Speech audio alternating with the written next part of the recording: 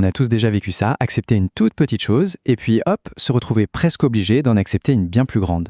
Eh bien ce sentiment, ça a un nom, c'est le principe de cohérence. C'est le 6e principe du fameux livre Influence de Robert Cialdini. Et aujourd'hui, on va décortiquer ensemble ce mécanisme psychologique absolument fascinant. Alors la grande question c'est pourquoi?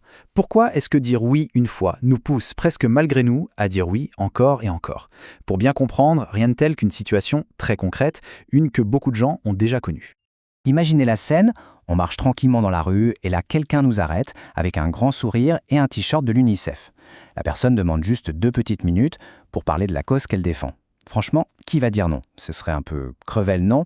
Alors on accepte, on discute et quelques instants plus tard, après avoir hoché la tête en disant que oui, c'est une belle cause, que c'est important, arrive la fameuse demande de don. Et là, bizarrement, on ressent cette pression, cette quasi-obligation de dire oui. C'est exactement ça, le principe en action. Alors voilà, on arrive à la définition de ce principe. En gros, le principe de cohérence, c'est notre besoin quasi viscéral de rester cohérent. Une fois qu'on a pris une décision ou un engagement, même un tout petit, il y a une sorte de pression à la fois intérieure et extérieure qui nous pousse à nous y tenir. On veut que nos actions futures collent à nos actions passées. Et cette méthode, elle a un nom bien connu en psychologie, c'est la technique du pied dans la porte. C'est exactement ce qu'a fait la personne de l'UNICEF. En obtenant un tout petit oui au départ, juste accepter de parler, les chances d'obtenir le grand oui, le don, augmentent de façon spectaculaire. Pourquoi? Tout simplement parce qu'on déteste l'idée de se contredire. On veut rester cohérent avec cette première décision. D'ailleurs, ce principe, il est absolument partout. Tenez, le simple fait d'être en train d'écouter cette analyse, c'est déjà un petit engagement. Un engagement envers sa propre curiosité, son envie d'apprendre. Alors, pour rester cohérent avec cette démarche, l'étape logique suivante, c'est de s'abonner. Ça permet de continuer à nourrir cette soif de connaissance. C'est un petit pas cohérent. Ok, mais alors, pourquoi ça marche si bien? Qu'est-ce qui se passe dans notre tête pour que ce principe soit aussi puissant?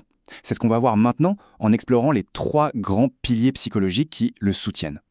Non, c'était pas de la magie, c'est de la pure psychologie. En fait, tout repose sur 3 piliers super solides. Le premier, on peut l'appeler l'optimisation mentale. En gros, notre cerveau est un peu feignant. Le deuxième, c'est la fameuse dissonance cognitive, une sorte de court-circuit mental qu'on déteste. Et le troisième, bien sûr, c'est la pression sociale, le fameux « qu'en dira-t-on ». Allez, on décortique ça. Alors, pilier numéro 1. L'optimisation mentale. C'est simple, notre cerveau adore les raccourcis. Une fois qu'une décision est prise, c'est beaucoup moins fatigant de s'y tenir que de devoir tout réévaluer à chaque fois. C'est une question d'économie d'énergie en quelque sorte. Ensuite, la dissonance cognitive. Ça, c'est ce sentiment super désagréable quand nos actions contredisent nos croyances. Pour s'en débarrasser, le plus simple, souvent, c'est de tordre un peu nos croyances pour qu'elles collent à nos actions. Et enfin, la pression sociale. Dans notre société, être cohérent, c'est être fiable, digne de confiance. Être incohérent, c'est être vu comme une girouette, quelqu'un de faible. Et personne n'a envie de cette étiquette. Et pour bien comprendre cette idée de dissonance cognitive, il y a un exemple historique qui est juste génial. Il nous vient d'une personne à qui on ne penserait pas forcément pour ça, Benjamin Franklin. Franklin, qui était un psychologue incroyablement malin avant l'heure, avait un adversaire politique qui le détestait ouvertement, vraiment hostile. Alors, qu'est-ce qu'il a fait? Au lieu de lui faire des cadeaux ou d'essayer de le flatter, il a fait l'inverse.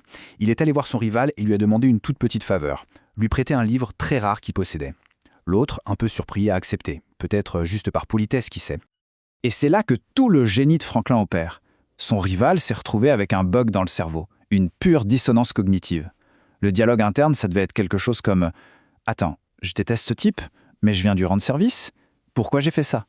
Et pour résoudre ce conflit intérieur, son cerveau a trouvé la solution la plus simple, rationaliser. Finalement, ce Franklin, il est peut-être pas si terrible que ça.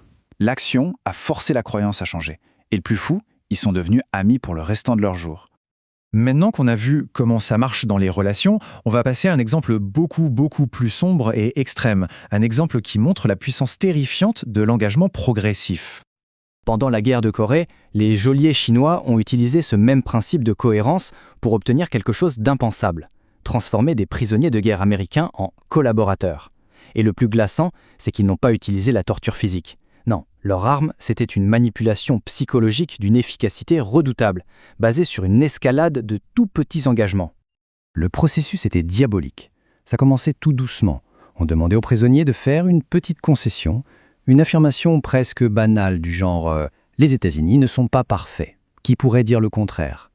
Ensuite, on lui demandait d'expliquer pourquoi, puis d'écrire ses raisons sur un papier, puis de signer ce papier. Et enfin, de lire sa liste à d'autres prisonniers.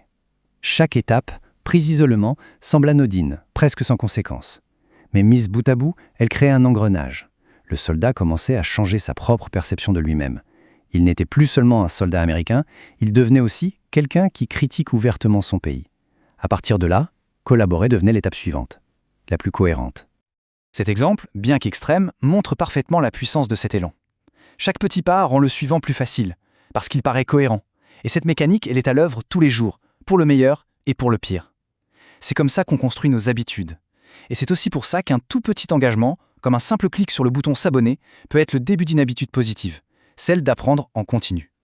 Bon, après cet exemple assez intense, revenons à des applications plus concrètes et moins dramatiques. Comment est-ce que ce principe psychologique peut être utilisé, et déjà utilisé, dans le monde du business et du marketing pour booster les résultats? Eh bien, en réalité, on le voit partout. Prenez les tunnels de vente par exemple. On ne demande jamais à quelqu'un d'acheter un produit cher dès le premier contact. Non, on commence par un petit oui, télécharger un guide gratuit, s'inscrire à une newsletter. Puis on passe à un engagement un peu plus grand, comme assister à un webinaire.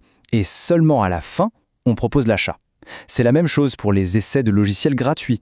Une fois qu'on a passé du temps à utiliser un outil, à le configurer, payer devient une suite logique et cohérente. Oui, ce chiffre est impressionnant. Plus 44,7%. C'est l'augmentation du taux de conversion qu'une étude de conversion Excel a observé, simplement en modifiant l'ordre des questions sur un formulaire en ligne. Presque 45% de plus. Et la raison de cette performance est d'une simplicité presque frustrante. Voilà le secret. Si un formulaire commence par la question la plus intimidante, genre « Entrez votre numéro de carte bancaire », le taux d'abandon est énorme. C'est un engagement trop fort, trop tôt. Mais si on commence par la question la plus facile du monde, une question qui ne demande aucun effort, comme « Êtes-vous un homme ou une femme ?», on obtient ce premier micro-engagement, ce premier « oui ». Le pied est dans la porte, le processus est enclenché. Et par pur besoin de cohérence, la probabilité que la personne aille jusqu'au bout du formulaire grimpe en flèche. Un exemple parfait de ça, c'est le site de rencontre eHarmony. Leur questionnaire est super long et détaillé. S'ils demandaient tout d'un coup, personne ne le remplirait. Mais ils sont malins. Ils commencent par des questions ultra simples, je suis un et je recherche un. Une fois qu'on a cliqué sur ces deux options, on a déjà commencé, on s'est engagé. Et après, le principe de cohérence prend le relais et on continue à remplir le formulaire question après question. Et justement, en parlant de petit engagement facile, pour celles et ceux qui veulent vraiment maîtriser ces stratégies, on a préparé un guide PDF gratuit qui résume les 6 principes de persuasion de Cialdini. C'est le premier petit pas parfait pour aller plus loin. Le lien est juste là, dans la description. Et tant qu'on y est, pour rester cohérent dans cette démarche d'apprentissage, le geste le plus logique, c'est de s'abonner, non ? Alors, si on devait résumer tout ça en une seule grande idée, une seule leçon à retenir, quelle serait-elle ? C'est tout simple. Pour obtenir un grand oui, il faut d'abord obtenir un petit oui. C'est ça la clé. Il faut décomposer son objectif final en une série de petites étapes, de petits engagements faciles à accepter. Il ne faut jamais demander l'engagement ultime d'un seul coup. C'est en construisant cet élan, petit oui après petit oui, qu'on amène naturellement la personne vers l'action finale. Et donc, si cette analyse a été utile, si elle a apporté de la valeur, l'action finale et la plus cohérente, c'est bien sûr de s'abonner pour continuer sur cette lancée. Ça clôture la boucle.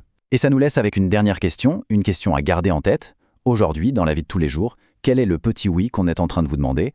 Et surtout, où est-ce que ça pourrait bien vous mener?